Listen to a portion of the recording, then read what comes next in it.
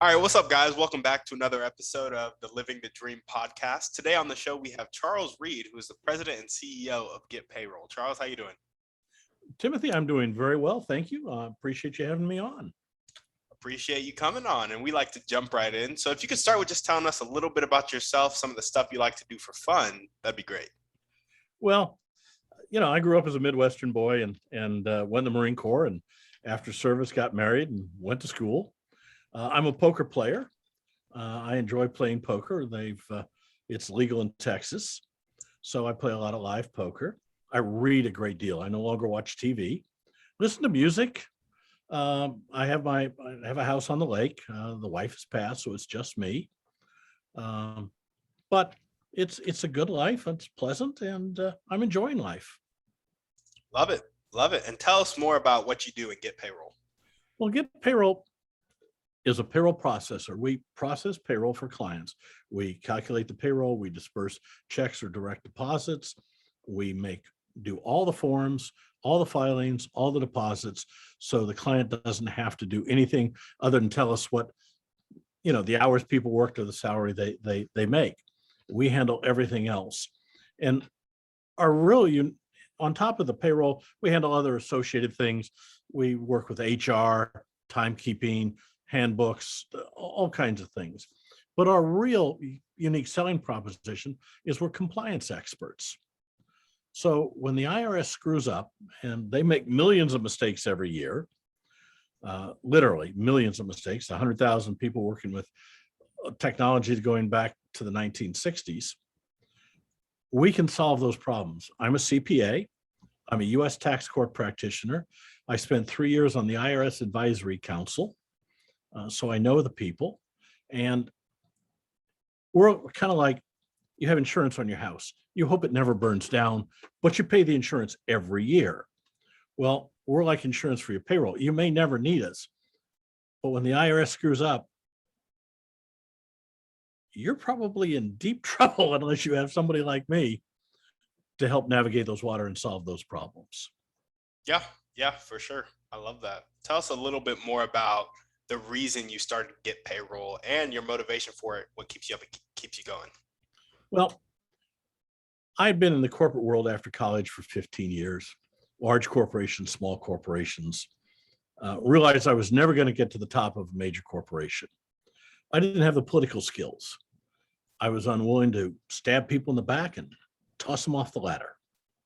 So if I was going to run a company, and I grew up in a family-owned business, I passed on going into business with my father for lots of reasons. If I was going to have a business that I was going to run, I was going to have to start my own. So 30 years ago, Ruth, my wife, and I started our business.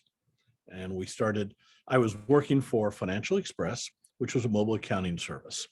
And the board was after the company to sell the original office that they were still running. So I bought it and took it over. The franchisor, Financial Express, went belly up. And we just changed the name and kept going.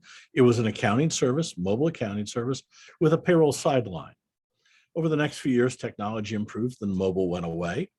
And then here about 10 years ago, I sold off the accounting to my partner because I'd gotten tired of doing accounting, but I still was enjoying the payroll. So we kept expanding the payroll business. Ruth passed about 6 years ago, but I've just kept working at it. I enjoy it. I enjoy coming into work every day. My staff says to me, Charles, when are you going to retire? And I say, one day you're going to come in and you're going to find me dead at my desk. I've retired. Gotcha. Yeah, love it that much, huh? I do. I enjoy coming to work. I mean, I'm a widower. What am I going to do? Sit home by myself? Get a cat? No, thank you. So I got a great staff. I've got some wonderful clients. One of my 30-year clients was in this morning to make some photocopies on my copy machine. And I waylaid him and said, hey, I need some testimonials. Michael's shooting in the studio here. Would you mind shooting a testimonial again? He said, nah, I don't care. I'm not very good at it. But I said, no, we don't want good. We want clients. So he came in and shot a testimonial. And that was fun. So Well, we have fun. We do a lot of fun things here. Um, I don't know if you've looked at our YouTube, but we have Halloween videos. Earlier this year, we did a Godfather parody, the Payroll Father. And we do 4 or 5 of those a year. Plus, we do a lot of serious ones about this and that and changes in the law and payroll things that come up and so on. But we have fun with it. Life's too short. Great staff, great clients for the most part, and fun playing with the IRS. Gotcha, man. I love it. I love that this sounds like a business that a lot of people would dread. So I'm happy that you enjoy it so much. I'm sure there are. And, I'm in Texas, just north of Dallas. And when I was very young, much younger, I worked outside for a while in the Dallas summers. I quickly learned between that and being in the Corps that I prefer to work inside in the air conditioning. So, yeah, some people don't like this. It is very analytical, but I'm dealing with, once you get to this point, I don't do much of the actual work anymore. I got a great staff, systems are in place, computers and everything else. My job as CEO is to make my staff's life easier, more productive, more efficient, solve problems for them, run interference where necessary, and talk to clients that get upset. That's part of the job too. So it's not like I'm slaving over hot payrolls all day long. Gotcha. I love it. Well, tell us a little bit about your vision for Get Payroll and where you want it to go. Well, we're continuing to grow. We're a national firm now. When we ventured into the internet here more than 20 years ago, when it was still in an infancy, we did up a green payroll and an internet payroll and got into all 50 states and have continued to grow. We're probably one of the smaller of the national firms. I mean, we're a fraction of the size of ADP or Paychex. But frankly, I don't want to be ADP. If you call ADP, and I've done this, and you can do it as a lark, and ask for the president of ADP, you will never talk to him. Gotcha. I was told before he didn't have a phone that the switchboard operator had access to on his desk. First, she told me he didn't have a phone. And I say, president of a multi-billion-dollar company does not have a phone he can answer. Well, we can't ring him. So, I like my clients. I said, Muhammad was in this morning. He's been with me since we started 30 years ago. And I've got a number of clients like that. And I've got many newer ones. And, after 30 years of being in their pocketbook and their wallet, we're friends. Yeah. So I'm going to continue to grow it as long as I can work. And when I finally give up the ghost on that, the business is going to my staff. They're going to own it and hopefully continue to grow it and make a good living off of it and provide a nice living to other people. We pay well. We like, it's a very pleasant environment, I think. And my people tell me it is. We don't have a lot of petty politics. If somebody doesn't fit in, we ask them to leave.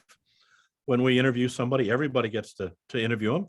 And if somebody doesn't like them for whatever reason, and I realized years ago, the reasons can be strange. I had lunch with a guy who'd called me. It was a potential vendor. And after lunch, he'd gone out to get the car to take us back to work because it was raining.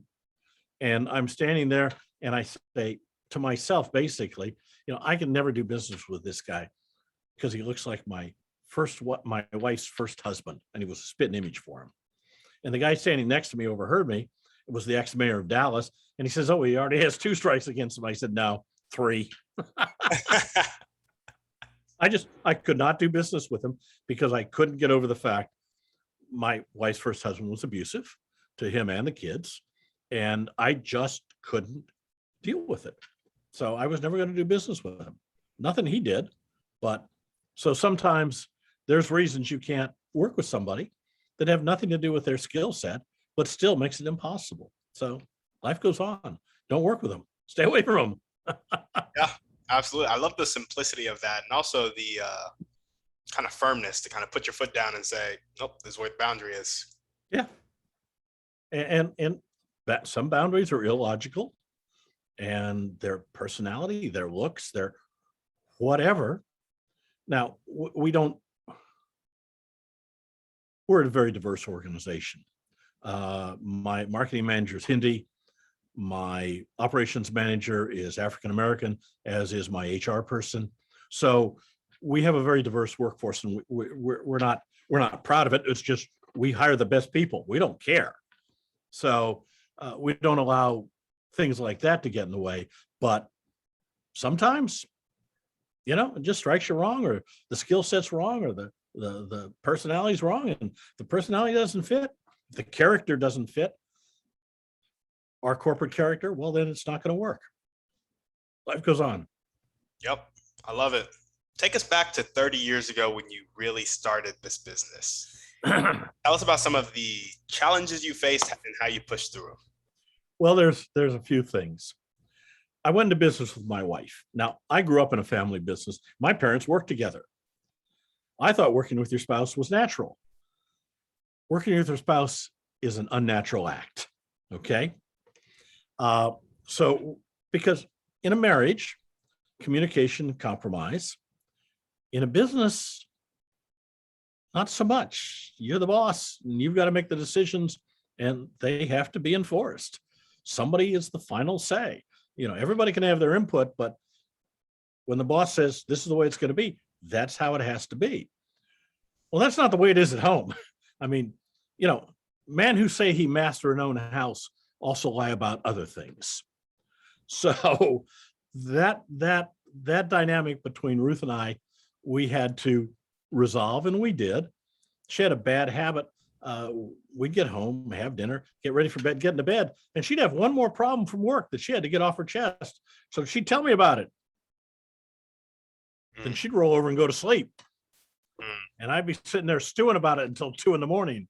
So we finally made an agreement that after dinner, no more business. That meant some late dinners sometimes. Another thing was, work-life balance. I was on a panel here a couple of years ago, and one of the people in the audience asked me about work-life balance, and I just cracked up. For entrepreneurs, there is no work-life balance. In the beginning, it's work, period.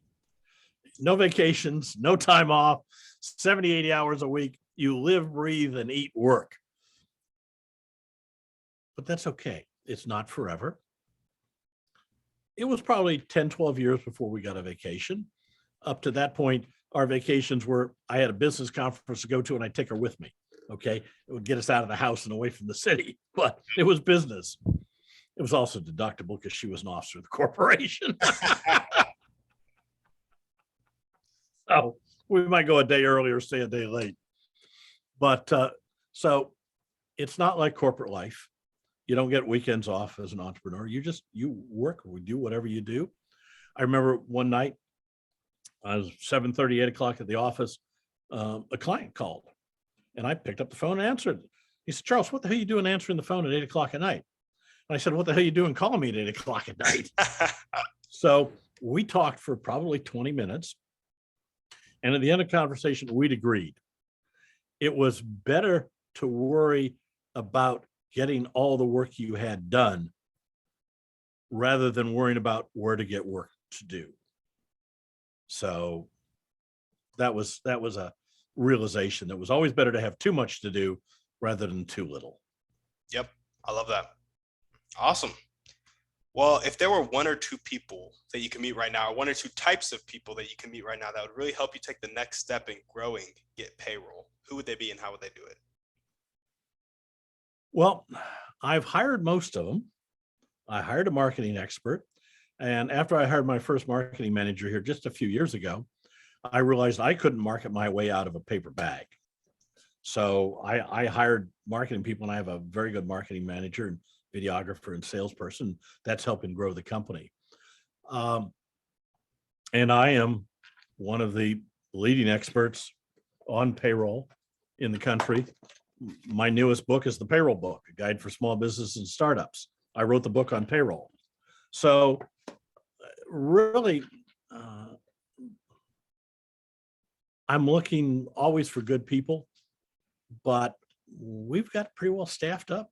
We like the people we got. We've worked hard to get there. My ops manager is just a brilliant young man. My right-hand girl has been with me 23 years. She handles most of the banking and correspondence with the IRS. My marketing manager is superb. My salesman is closing business right and left. We're in pretty good shape. I'm not sure who I would hire. I'm lucky, but it took 30 years to get there. Had you asked me this 10 years ago, it would have been a different ballgame. Yeah, absolutely. Is there anybody that can help you? So I guess you have the systems up and going, but is there any part of the business that you need some insight on or anything like that? Or are you just good to go? It never hurts to have a second opinion, never. So I talk to lots of people. I talk to people who have ideas. Imitation is the most sincerest form of flattery. Anytime I see a good idea, I steal it. Why not? So I talk to people all the time. We have added some products that way, not a whole lot, because everybody wants to sell my clients, but they're not always delivering something worthwhile for them. But it has allowed us to expand our offering, and so we have a lot more. At some point, we'll probably open our own insurance bureau and have a general agent, but that's down the line. If we get much bigger, at some point we'll start our own bank because we do a lot of treasury management. We'll move lots, and we're moving hundreds of millions of dollars of money a month. So I have two good bankers that help me now, but at some point in time, with the fees they charge, it's going to be worthwhile to set up our own bank. So I'll need a bank expert then. I have a lady in mind. If she'll come to work for me, I'll hire her in a heartbeat. I've known her for 30 years. Did you say set up your own bank? Yeah, I mean, we do huge amounts of treasury management. Like I said, we're moving hundreds of millions of dollars a month. And if you'd see the fees we pay the banks, you'd understand why. So yeah, a bank and an insurance agency in-house will be the next two big things to grow the business. Gotcha. That is crazy. I've never even thought of people who start banks ever. Well, I know a guy who started a number of them. He says the best way to do it is to start a small bank, grow it to about $5 million in profits, and then sell it. And that's how you make money in banking, is you start them and sell them. Yeah, gotcha. How do you go about starting a bank? What do you do? I've come up with $5 million of investors' money and file a state charter with the state of Texas and set up a bank. Just like that? Pretty much. And then put up with the regulators forever. Gotcha. Well, awesome. What is the most important one or two things that everyday people can do to kind of get involved with Get Payroll and get you moving along on your dreams and goals? Well, payroll is something that should be outsourced. I believed it long before I started this business. Payroll is too complex, with too many moving parts and too many regulators to do it yourself. The analogy I use is when I grew up, Pele was the world's best soccer player, maybe the best soccer player of all time. But if you take Pele, a wonderful athlete, and you'd put him in a New York Yankees uniform at second base, he'd be lost. Doesn't know the field, the players, the equipment. I mean, he's throwing a ball. No, you kick a ball, right? So if you take a person who's a dog groomer, a chef, a lawyer, a doctor, a manufacturer, a mechanic, whatever, he's good at his job. He's an entrepreneur. He started his business. He services his clients. He brings value to the table. And you say, now you're going to have to deal with the IRS and know everything that goes on with payroll. He's lost. Mhm. So for a pittance, you can outsource that. Why would you waste your time trying to learn all the intricacies of the payroll when for a few dollars you can outsource that to a professional and forget about it? I don't make my own clothes. I don't build my own cars. I don't build my own house. Hell, I don't even mow my own lawn anymore. Yep. So why would you try to do payroll in-house? It just makes no sense. Your time as an entrepreneur or a small business owner is much more valuable to work on your business, not to try and do payroll. So that's what I tell people. Outsource it, whether it's me or one of my competitors, it's not worth doing in-house, period. Gotcha. Yeah, I completely agree. That's one of the most important things as you start to scale as an entrepreneur, that outsourcing and hiring correctly and partnering well. Correctly, exactly. Yeah. Because hiring people wrong, paying people wrong, paying independent contractors instead of employees and vice versa, not paying overtime.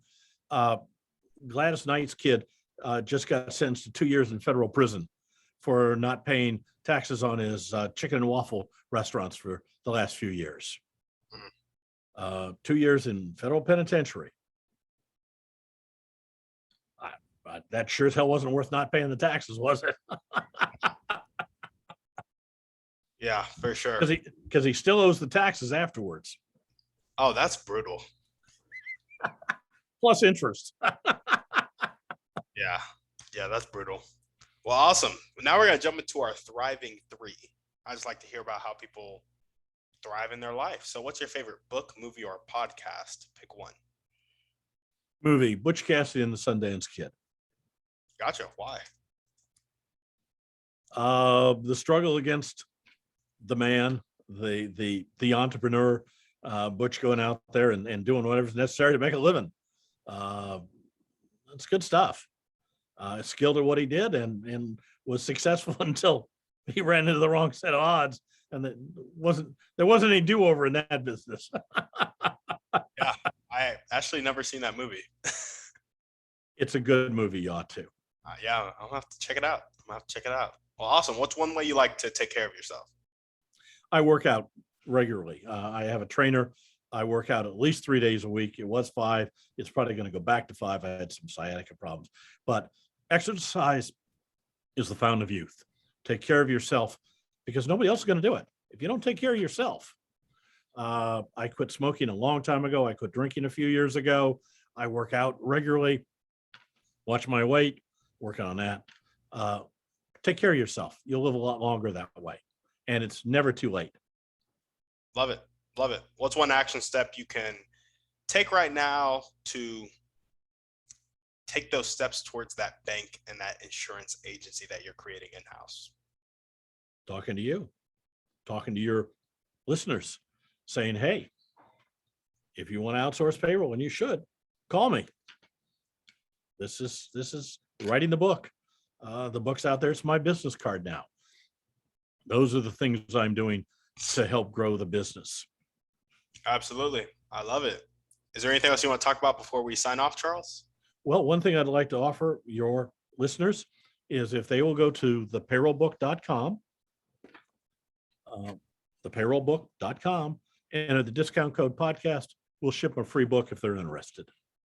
No shipping, no handling, just a free book. Gotcha. One more time. It's a $30 value from Amazon.